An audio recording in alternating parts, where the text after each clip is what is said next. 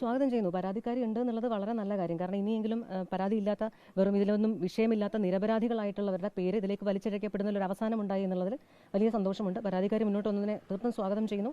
നിയമപരമായിട്ട് തന്നെ മുന്നോട്ട് പോവുക. ഈ വിഷയത്തിൽ രാഹുൽ മാങ്കൂട്ടത്തിൽ നിയമപരമായി തെറ്റ് ചെയ്തിട്ടുണ്ടെങ്കിൽ ഉറപ്പായും ശിക്ഷിക്കപ്പെടേണ്ട ആൾ തന്നെയാണ്.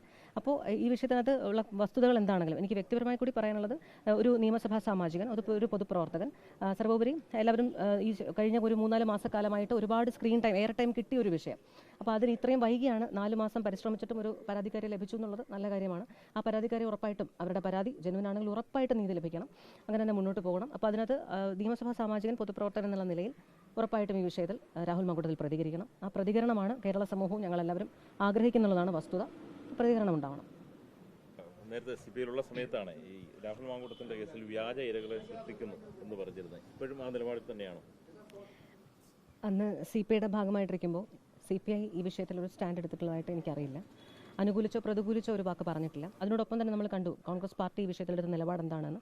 ബഹുമാനപ്പെട്ട പ്രതിപക്ഷ നേതാവ്, KPCC അധ്യക്ഷൻ, യൂത്ത് കോൺഗ്രസ് ഉൾപ്പെടെയുള്ള എല്ലാവരും എടുത്ത നിലപാട് നമ്മൾ വളരെ വ്യക്തമായി കണ്ടു. തീർച്ചയായിട്ടും ആ പാർട്ടി എടുത്ത നിലപാടിനോട് തന്നെയാണ് ഞാനും യോജിക്കുന്നത്. പാർട്ടി എടുത്ത നിലപാട് തന്നെയാണ് എൻ്റെയും നിലപാട്. അത്രമാത്രമേ വിഷയത്തിൽ പറയാനുള്ളൂ.